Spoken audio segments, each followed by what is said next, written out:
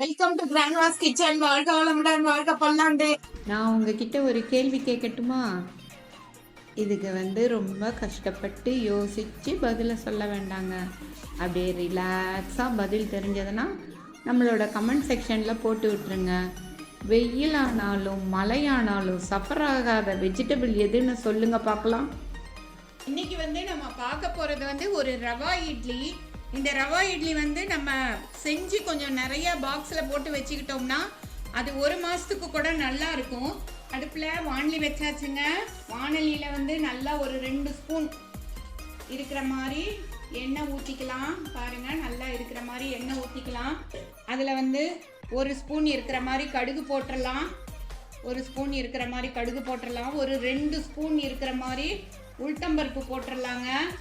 போட்டுட்டு as usual நம்மளோட சத்து கருவேப்பிலையை போட்டுடலாம்.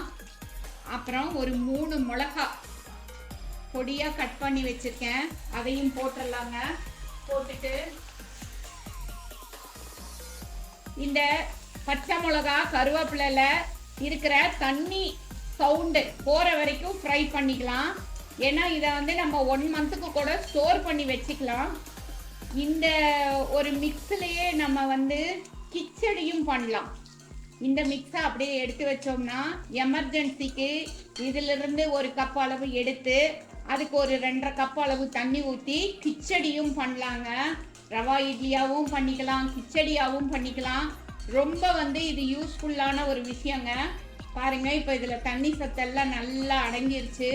இப்போ ரவை 1 கப், அதாவது ஒரு டம்ளர் 250 ml இருக்கிற மாதிரி ஒரு டம்ளர் எடுத்து நல்லா அந்த எண்ணெய் எல்லாம் அந்த ரவையில் பரவற மாதிரி ஃப்ரை பண்ணிடலாங்க. ஒரு 2 மினிட்ஸ் ஃப்ரை பண்ணால் போதும். ரொம்ப நேரம் ஃப்ரை பண்ணணும் இல்லை.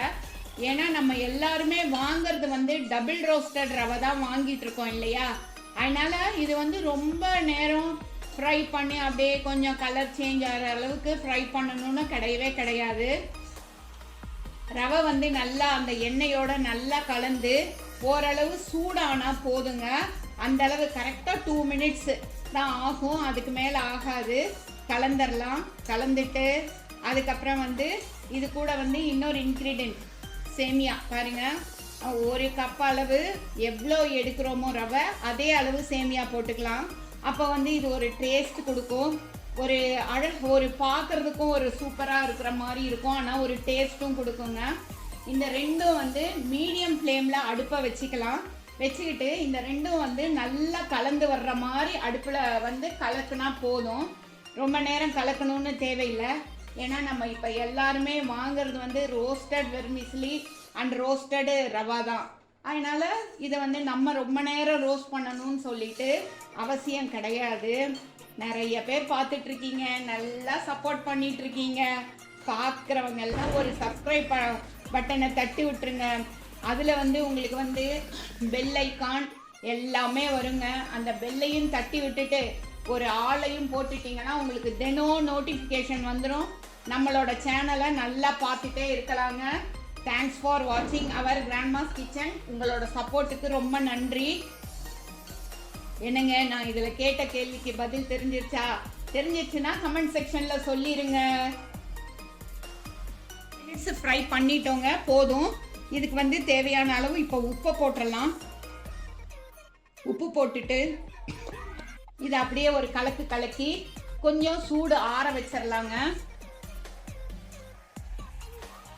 இதுக்கு வெங்காய சட்னி ரொம்ப ஃபர்ஸ்ட் கிளாஸாக இருக்கும். அதே மாதிரி நல்லா செலவு சட்னி, தேங்காய் சட்னி இருக்கு இல்லைங்களா, அதுவும் நல்லா இருக்கும். இப்போ அடுப்பு ஆஃப் பண்ணிவிட்டு இதை நல்லா சூடு ஆற வச்சிடலாம். சூடு ஆறுன அப்புறம் நம்ம ஒரு பாக்ஸில் ஸ்டோர் பண்ணி வச்சுக்கலாங்க. 1 மந்த் ஆனாலும் கெட்டு போகாது. மிக்ஸ் பண்ணி வச்சுருக்கோம் இல்லையா, அதில் 1 டம்ளர் அளவுக்கு நம்ம அந்த ரெடி மிக்ஸ்லேருந்து எடுத்திருக்கேன். 1 டம்ளர் மிக்ஸ் எடுத்துட்டோம். அதுக்கு ஒரு 2 டம்ளர் இருக்கிற மாதிரி தயிர் ஊற்றிக்கலாங்க. ஃபஸ்ட்டு ஒரு 1.5 டம்ளர் ஊற்றிடலாம். ஊற்றிட்டு அது பார்த்துக்கலாம், கன்சிஸ்டன்சி பார்த்துக்கிட்டு அதுக்கப்புறம் நம்ம வேணும்னா கொஞ்சம் எக்ஸஸாக போட்டுக்கலாம்.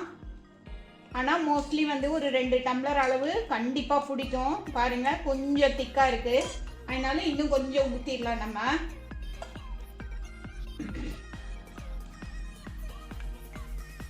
இன்னும் கொஞ்சம் ஊற்றிடலாம். ஊற்றிட்டு இப்போ வந்து இது மாதிரி வாழை இலையில் சின்ன சின்ன பாக்ஸஸாக அரேஞ்ச் பண்ணி வச்சுருக்கேன்.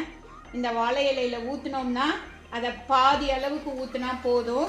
பாதி அளவுக்கு வந்து நம்ம இதை வந்து ஃபில் பண்ணலாங்க. மிக்ஸில் வந்து கொஞ்சம் கொத்தமல்லி போட்டுக்கலாம், நல்லா இருக்கும். ஃப்ளேவருக்கு போட்டோம்னா ரொம்ப நல்லா இருக்கும். இது எல்லாத்தையும் கலக்கிடலாம். இது கலக்கிறதுக்கே வந்து நமக்கு வந்து ஒரு 5 மினிட்ஸ் ஆகும். அந்த எல்லாம் ஒன்றொன்னா போட்டு தயிர் ஊற்றி கொத்தமல்லி போட்டு எல்லாம் கலக்கி இதை அரேஞ்ச் பண்ணுறதுக்கு 5 மினிட்ஸ் ஆகும். அந்த டைம் ஊறுனா போதுங்க. இது ரொம்ப நல்லா ஃபஸ்ட் கிளாஸாக வந்துடும்.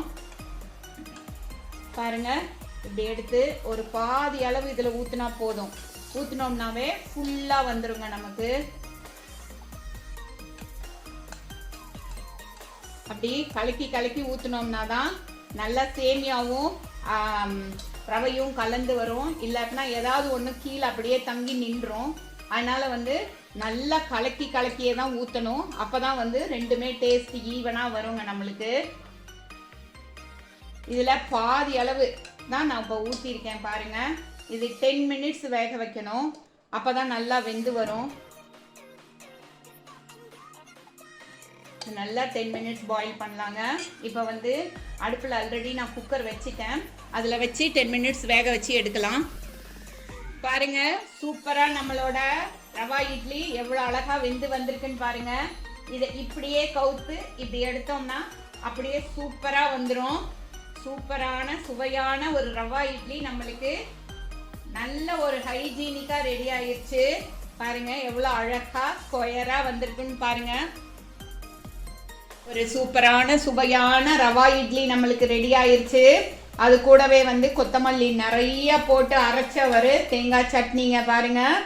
அது கூட ஒரு சூப்பரான ஒரு பச்சைப்புளி சட்னி, ரெண்டையும் வச்சு சாப்பிட்டு நல்லா என்ஜாய் பண்ணலாங்க. Thanks for. பார்த்தீங்களா எவ்வளோ சாஃப்டாக வந்திருக்குன்னு பாருங்கள். இந்த ரேஷியோவில் பண்ணிங்கன்னா பர்ஃபெக்டாக வரும் உங்களுக்கு.